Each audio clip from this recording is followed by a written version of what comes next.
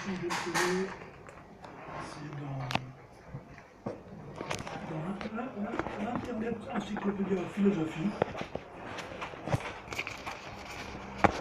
Ainsi, à côté de la question la plus ancienne, pourquoi y a-t-il quelque chose plutôt que rien, se pose la question plus récente, pourquoi le monde est-il ordonné plutôt que chaotique? Comment peut-on expliquer l'existence de cet ordre envahissant? Qu'est-ce qui explique cela? Alors, j'ai trouvé dans cet article qu'il y avait deux réponses à ça. Il y a d'une part ce qu'il appelle les nécessitaristes, ceux qui disent, c'est responsable de loi, ceux qui pensent qu'il y a une nécessité dans le phénomène à zéro et l'économie zéro, il y a une logique, donc une loi quelque part. Et il y a les régularistes, ceux qui pensent qu'il y a des régularités, mais que ça ne correspond à rien. Mais les régularités, il y aura des exceptions. Et il y a des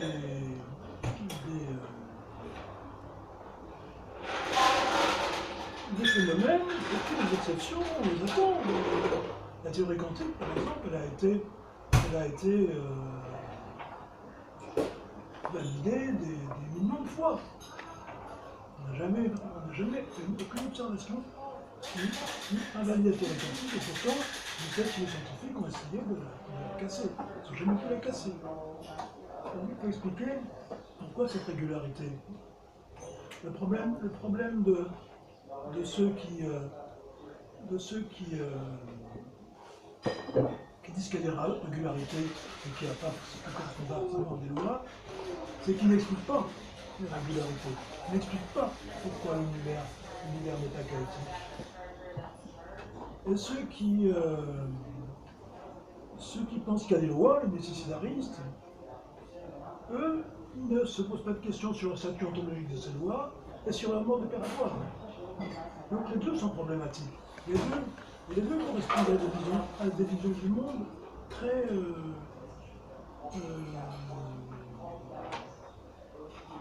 j'ai voulu lire un article toujours dans l'encyclopédie Internet. Il existe deux théories opposées à la nature. D'une part, la théorie de la régularité, comme on l'a vu, et ils ne sont pas descrits. D'autre part, la théorie nécessaire, les lois de la nature, sont des principes qui régissent les phénomènes naturels du monde. Autrement dit, le monde naturel obéit aux lois de la nature. Cette différence apparemment anodine marque l'un des fossiles les plus profonds de la philosophie contemporaine et a des implications assez inattendues et de grande portée. Donc c'est pas... Bon. Moi, Christian, t'interrompre. Tu avais prévu de faire un exposé pendant combien de temps à peu près? D'accord. Ça serait quand même bien qu'à un moment on puisse poser des questions. Oui, bien sûr, non, mais vous voulez pas pour 2 heures. Voilà. C'est quand tu veux, hein. Voilà. Une heure? Peut-être moi, je crois. Il y en a beaucoup qui font des exposés d'1 heure, hein. Souvent, Francis, il fait 1 heure sur... Oh non, Francis, il ne fait jamais d'exposé d'1 heure. Francis, il fait des exposés d'15 à 20 minutes. Après, il accapare la parole. C'est lent pour quelqu'un, on a le choix de partir, non? Vous me demandez... Oui, bien sûr. Moi, personne ne va m'empêcher de partir si c'est lent. Oui, bien sûr. Voilà. Oui, mais la règle, madame, c'est que quand on fait un exposé ici, en règle générale, on laisse la parole aussi aux gens qui viennent. Donc, Oui, excusez-moi, il y a 5 minutes qu'il a commencé. Et oui, non, mais d'accord. la règle de courtoisie, c'est déjà un peu avoir la patience. C'est la première. Moi, je le vois. Pour moi, c'est égal. Mais il y a la règle de courtoisie. Bien sûr, c'est une règle de courtoisie, madame. Simplement, il y a la règle. Et la règle, c'est 1 heure, c'est trop long. Une demi-heure, bon, ça va. Une demi-heure, ça me paraît tout à fait raisonnable. Je ne sais pas qu'est-ce qui est prévu, mais il y a 5 J'ai rien prévu. Oui, c'est ce que je suis en train de poser la question à lui, madame. C'est pas à vous de poser la question. J'ai entendu, t'as rien prévu? Donc une demi-heure, J'ai ça pas paraît essayé. raisonnable. Une demi-heure, ça paraît raisonnable. Je sais pas. Le plus important, c'est qu'on puisse échanger. C'est ça le plus important. Voilà. Ouais. Alors, où est-ce que j'en étais?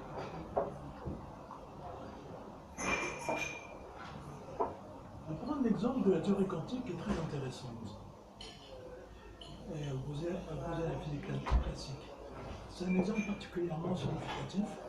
D'une part, parce que, comme je viens de vous dire, elle n'a jamais été invalidée par l'expérience. Et alors, quand les physiciens élaborent une physique, d'abord ils font des équations qui correspondent aux phénomènes, puis après ils les relient logiquement entre elles pour élaborer une physique. Et quand ils ont élaboré une physique, ils essayent de l'axiomatiser, c'est-à-dire de trouver un principe ou quelques principes d'après lesquels toute la physique peut être déduite. Et pour la physique classique, ils avaient trouvé un principe, le principe de moindre action. Toute la physique classique peut être déduite à partir du principe de moindre action. C'est extraordinaire. Alors quand ils tombent là-dessus, sur un principe, sur un axiome, ils ont l'impression d'avoir compris quelque chose, évidemment. Donc de pour le principe de moindre action, c'est d'effondrer avec la théorie quantique.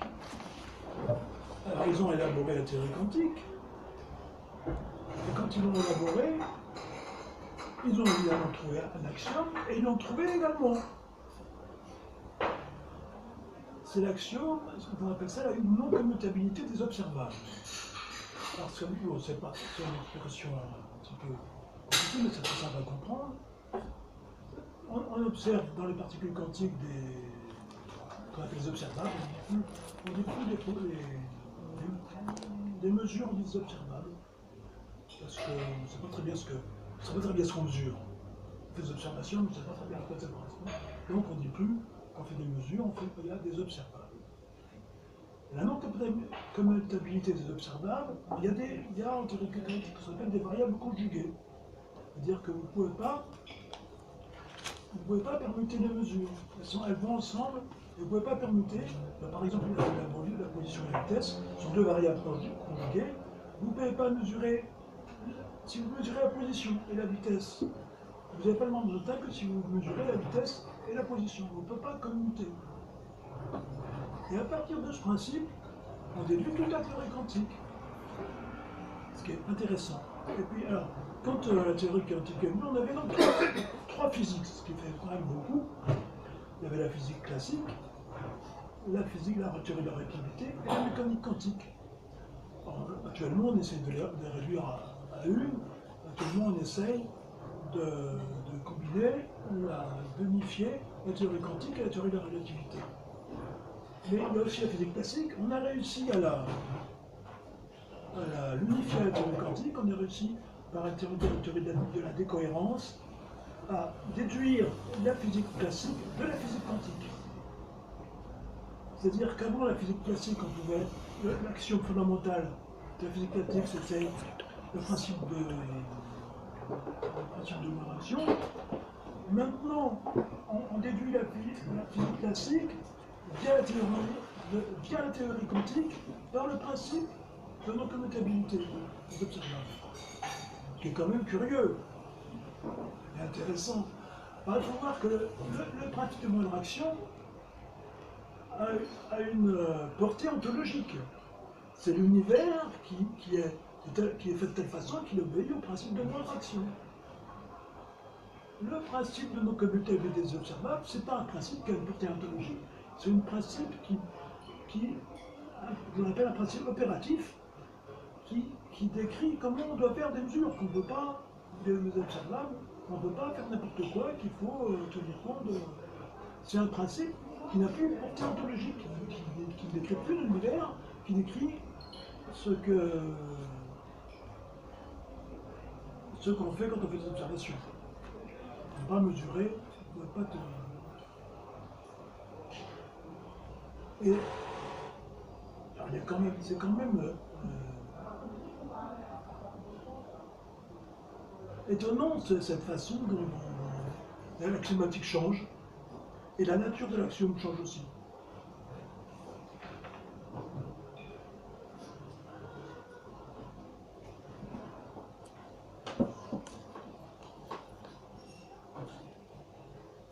plus à me relire, excusez-moi.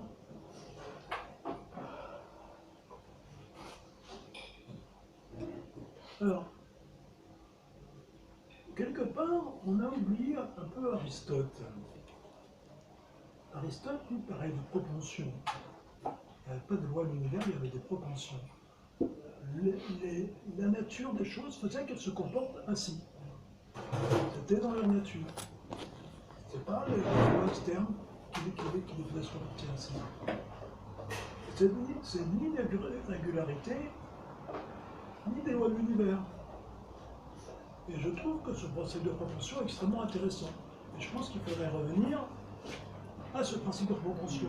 On a éliminé les lois de l'univers, les phénomènes obéissent à leur nature propre. Et leur nature, fondamentalement, c'est celle de la nature des théories des particules quantiques. Tous les phénomènes qu'on observe, je ne parle pas du phénomène supradormose qui est notre histoire, qui n'intéresse pas les scientifiques, qui ont un peu tort, c'est une autre histoire. Tous les phénomènes qu'on observe, c'est des objets composés de particules quantiques. Donc la nature des objets, quelque part, c'est la nature, les proportions, si on parle de proportions, c'est les proportions des particules quantiques. Et la théorie quantique n'a pas de portée ontologique, elle ne dit pas la nature de ce qu'est une particule. Et les physiciens pédalent complètement pour essayer de comprendre qu'est-ce que c'est que décrit la théorie quantique, quel est l'objet que décrit la théorie quantique, ils n'y comprennent rien. Toutes les tentatives d'interprétation qui ont été données de ce qu'est une particule quantique ont été invalidées à un moment ou à un autre par l'expérience. Et maintenant, on n'a plus rien on n'a plus rien comme image, comme modèle de ce qu'est une particule quantique. On sait quand même, je pense qu'on peut dire qu'on sait, qu'une particule quantique, ce n'est pas un phénomène, ce n'est pas une substance, mais un phénomène. C'est quelque chose qui se passe. Ce n'est pas un objet ponctuel, d'une certaine forme. Alors une substance en métaphysique,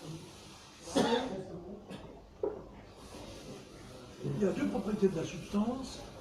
C'est ce qui se concerne. La conservation, c'est ce qui ne change pas quand tout change. L'énergie, par exemple, pourrait ressembler un peu à ce qu'on appelle la substance. Et c'est aussi le support de propriété. La physique, les particules quantiques ne sont pas des substances, ce sont des phénomènes. Alors, il y a deux. Alors, si vous voulez chercher un petit peu plus loin la nature de phénomène, on n'y comprend rien. Mais on sait malgré tout que c'est un phénomène. C'est tant est que si on sait quelque chose sur la particule quantique, c'est probablement ça. C'est un phénomène, pas une substance. Donc il y a deux interprétations possibles. Soit ce phénomène il surgit au sein de rien, il n'y a pas de substrat. C'est ce qu'on appelle le phénoménalisme, c'est la position de Whitehead par exemple. Les bouddhistes aussi sont phénoménalistes. Derrière les phénomènes, il n'y a rien, c'est la vacuité, les bouddhistes.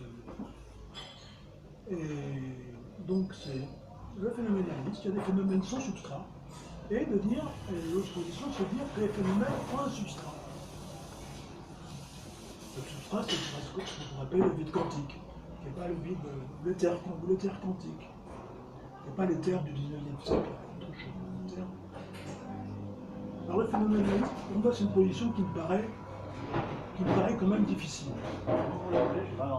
Le phénoménalisme, phénoménalisme. Il y a des phénomènes sans substrat. C'est une position qui me paraît difficile, je ne sais pas comment on peut imaginer. Imaginez un étang sur lequel il y a des vagues, vous enlevez l'eau de l'étang, il y a toujours des vagues. C'est un phénomène sans substrat. Ça me paraît quand même difficile à concevoir. Moi, je préfère l'idée qu'il y a un substrat. Et ce substrat, c'est ce qu'on pourrait appeler l'éther quantique. Et à ce moment-là, les propriétés des particules quantiques viennent des propriétés du substrat. Si on veut comprendre ce qu'est une particule quantique, il faudrait comprendre ce qu'est ce substrat. Mais ce substrat, on ne l'observe pas. On n'observe que les particules quantiques.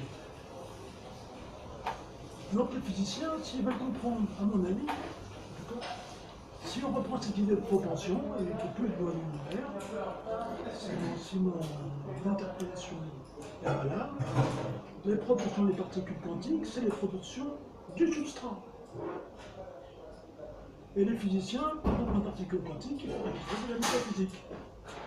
Mais comme ça fait pas partie de la possibilité, c'est pas une possibilité que les physiciens envisagent, on peut penser qu'ils comprendront jamais, ou tout au moins qu'ils ne comprendront jamais scientifiquement ce qu'est une particule quantique. Bon.